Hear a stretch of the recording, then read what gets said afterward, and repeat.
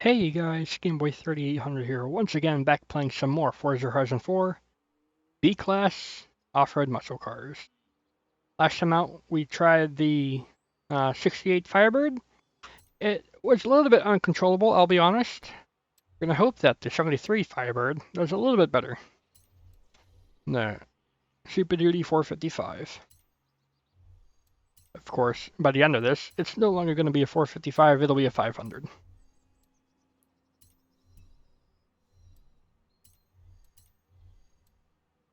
Do like the stock wing of this with the Trans Am, but gonna go for that because it drops us by a point.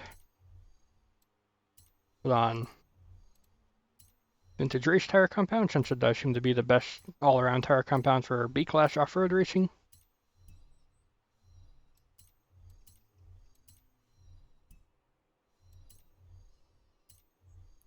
Brakes don't matter.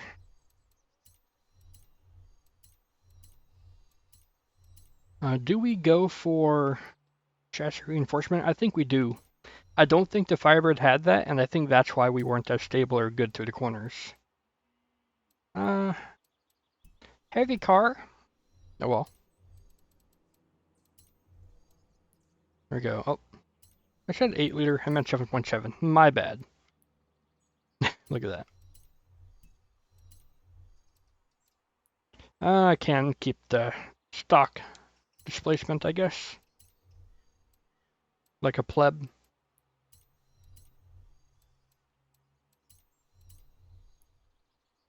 The 500 horsepower, 650 foot-pounds torque, 4,100 pounds. This has all of the saying of a great car. What's the front tire width? 215 is right on the border. If it's any lower, I'd want to upgrade the front tire widths. But we're good. Can't even get gearbox upgrades.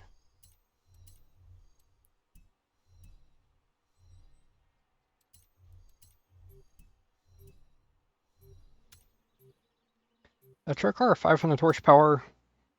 That's how much the Oldsmobile has, and it's in the lead. I think this car's 100 pounds lighter as well, so maybe that will translate to something beautiful.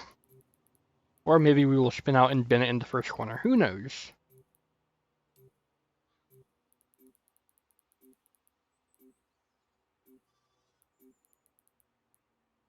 Some pretty tight gear ratios here. From 490s, yeah.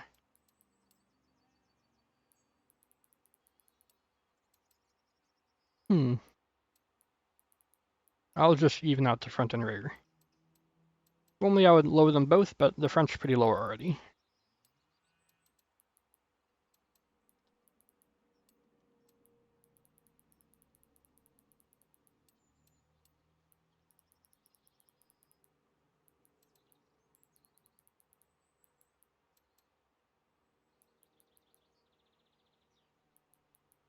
This car seems to like stock bias.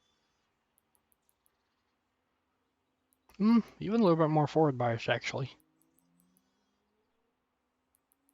That does make sense because it's 60% bias on the item card, so maybe that's what you want to do. You want to match the bias with the differential if you have it. I guess that would make sense, but I've never really paid attention to that in the past, and look where I am now. Actually, that's a horrible thing to do. Let's move on.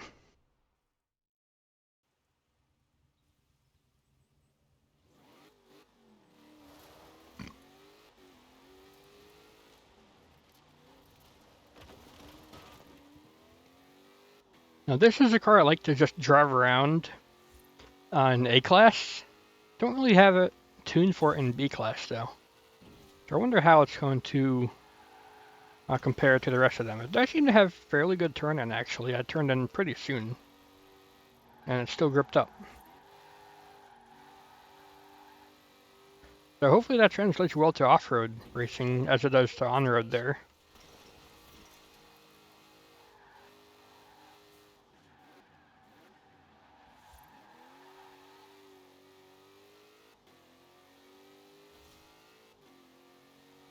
For For A-Class, I like to max this motor out with like 800 something foot-pounds of torque. Pretty insane. Not the best motor for this. I think the regular 6.2 V8 is better overall, but we're doing stock motors for this series just because you like to see how well the manufacturers can do on their own without having to swap out.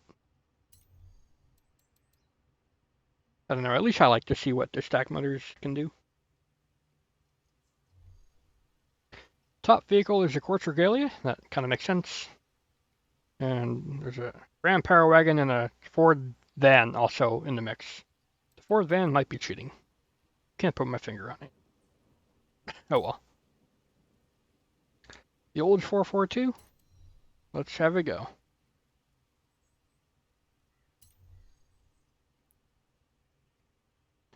So, in comparison to the olds, I think we have more power and way less. So 508, 654, 500, 578, 4200, 4100. So, like 60, 70 pounds in it. But we have more power to begin with as well. So, yeah, all right.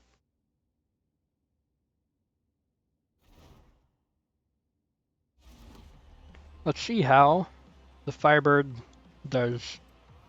I guess again, since last time out we also had a Firebird. So we're going to see if this one can do any better. Bigger engine, more weight up front. And I'm pretty sure that leads to better turn-in. That's why the olds is winning. Because there's more weight over the front tires.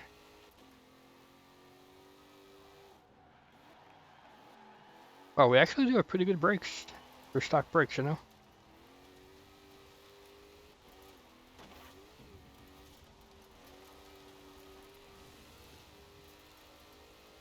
Back end washed out a little bit there.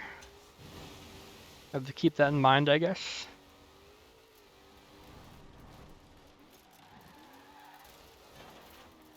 This car is really good through that last turn. I like how this car handles. If I had to guess, it would be the roll cage. That's what's making the difference, even though it keeps the car lighter if you don't put one in. The rigidity you get, I guess, is well worth it. Awful understeer there. I have no idea what happened. Didn't want to hit the wall, so I had to back out of it big time. The brakes are not as good as I thought. I am out of shape for this lap. I'm probably going to have a slower lap than last time, especially if I miss a checkpoint.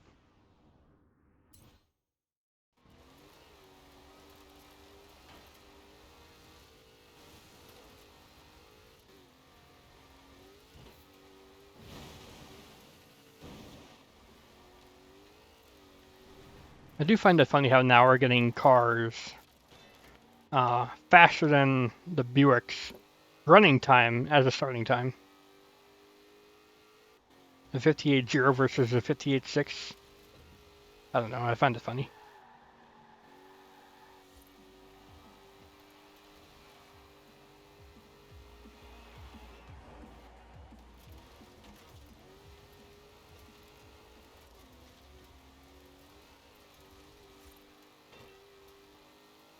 Dang street furniture. This car slides a lot if you don't get it stopped right. And it has awful understeer. What is going on?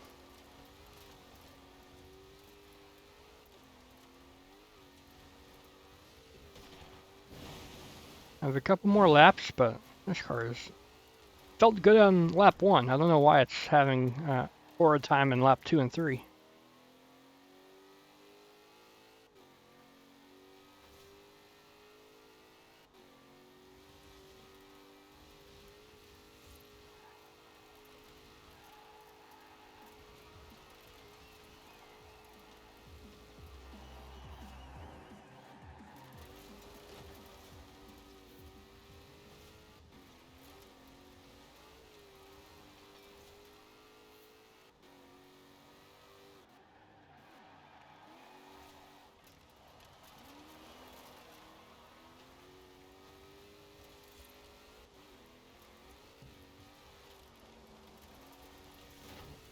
Oh my god. This car just has awful understeer.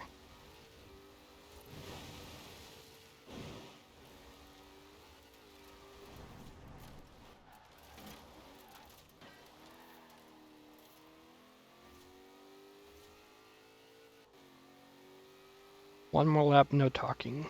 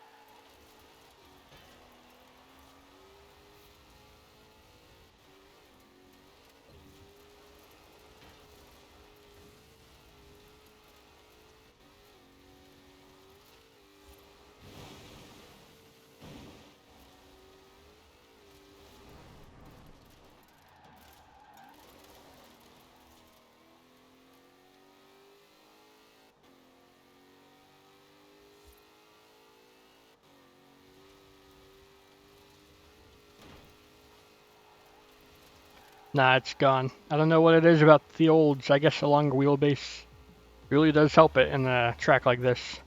A sub 56 is a really good time, but that's not faster than the olds, and it's not faster than the AMC Hornet, I don't think, with rally tires.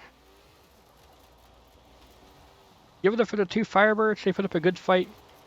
In the end, they just didn't have the composure needed to take down the Oldsmobile. I'll see you all in the future. Goodbye, everybody.